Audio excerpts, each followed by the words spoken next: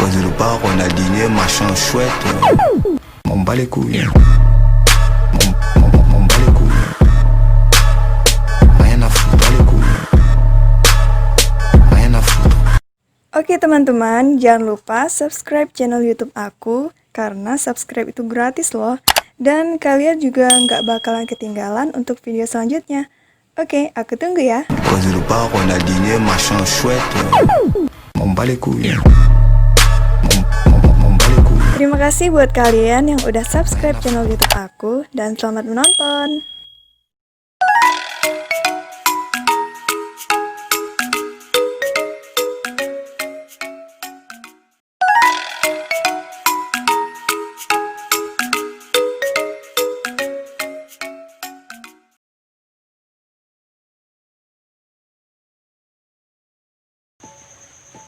Assalamualaikum, selamat pagi anak-anak ibu. Nah, mungkin bagi anak-anak ibu yang belum kenal sama ibu, perkenalkan, nama ibu Erengila Liza. Nah, ibu di sini dari mahasiswi UIN Sultan Saifuddin Jambi, jurusan Tadris Fisika semester 7. Nah, di sini ibu akan mengajar kalian. Untuk memulai pelajaran, ada baiknya kita berdoa terlebih dahulu dengan kepercayaan masing-masing. Nah, berdoa dimulai. Amin. Berdoa selesai. Nah, pada video sebelumnya kita membahas tentang gaya. Sekarang kita akan membahas tentang hukum Newton. Nah, jadi tujuan pembelajaran kita hari ini adalah siswa dapat menerapkan tentang hukum Newton dalam kehidupan sehari-hari. Dan tolong simak video ini dengan baik-baik, karena nanti setelah video ini akan ada kuis buat kalian.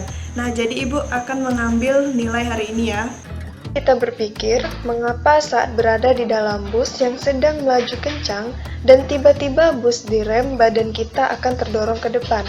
Pada saat berada di dalam mobil, kita perlu mengenakan sabuk pengaman.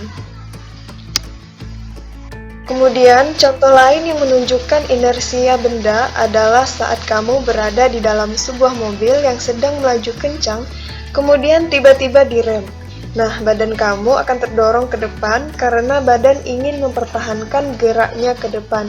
Nah, peristiwa tersebut yang pada akhirnya memunculkan ide teknologi sabuk pengaman yang dipasang kendaraan bermotor, khususnya mobil.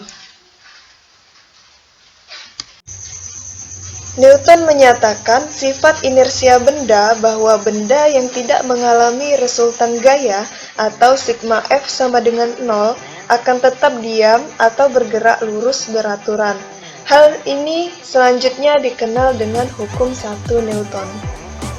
Kecepatan yang ditimbulkan oleh gaya yang bekerja pada benda berbanding lurus dengan besar gaya yang berbanding terbalik dengan massa benda. Nah, ini disebut dengan hukum.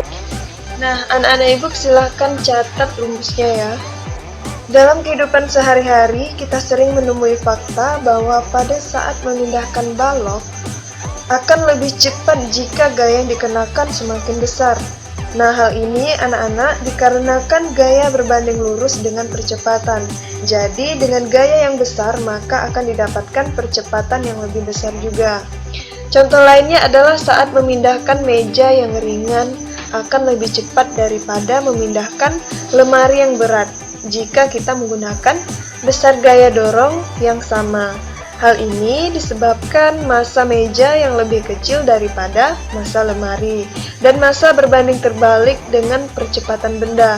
Semakin kecil massa benda, maka semakin besar percepatan benda tersebut. Nah, pernah nggak anak-anak ibu berpikir bagaimana sebuah roket dapat meluncur ke angkasa? Nah, roket yang terdorong ke atas diakibatkan oleh semburan gas ke bawah. Semakin kuat semburan gas ke bawah, maka roket akan semakin cepat terdorong ke atas. Hukum 3 Newton mengatakan bahwa ketika benda pertama mengerjakan gaya atau F aksi pada benda kedua, maka benda kedua tersebut akan memberikan gaya atau F reaksi yang sama besar ke benda pertama namun berlawanan arah atau F aksi sama dengan F reaksi. Nah, jadi gaya aksi reaksi selalu bekerja pada dua benda yang berbeda dengan besar yang sama.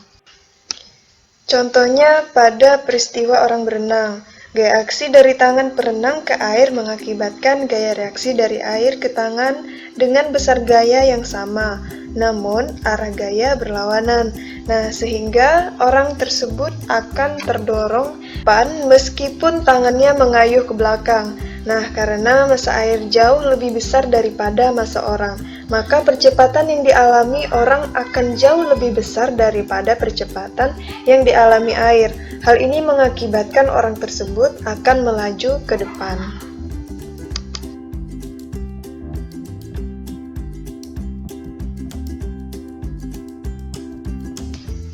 Nah, anak-anak tahu nggak bahwa gerak burung terbang dapat dijelaskan dengan menggunakan hukum 3 Newton.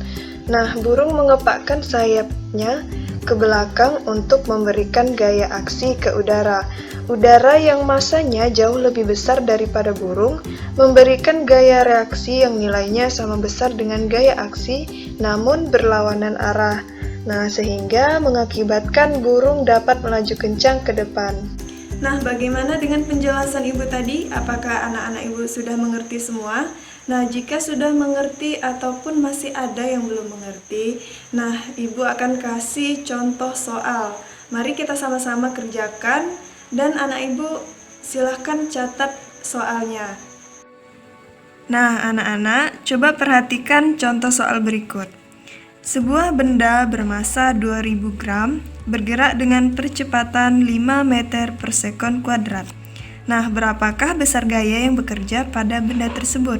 Nah, coba kita jawab sama-sama ya.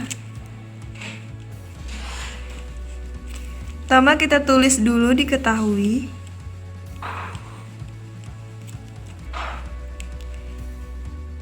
Diketahuinya massa sama dengan 2000 gram.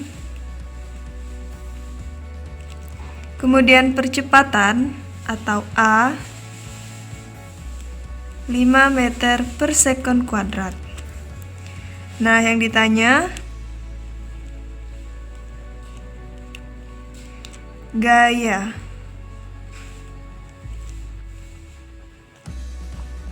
Sebelum anak-anak menjawab, massa ini 2000 gram kita ubah ke kilogram.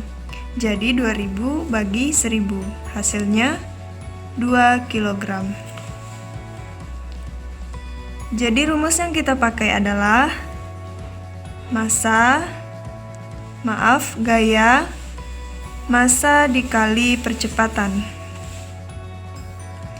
Jadi 2 dikali 5, hasilnya adalah 10 Newton. Nah, inilah hasilnya. Nah, sekian pembelajaran kita hari ini. Jangan lupa kerjakan LKPD-nya dan semangat terus buat anak-anak Ibu, berusahalah semampu kalian. Jangan paksakan apa yang kalian tidak mampu. Assalamualaikum warahmatullahi wabarakatuh.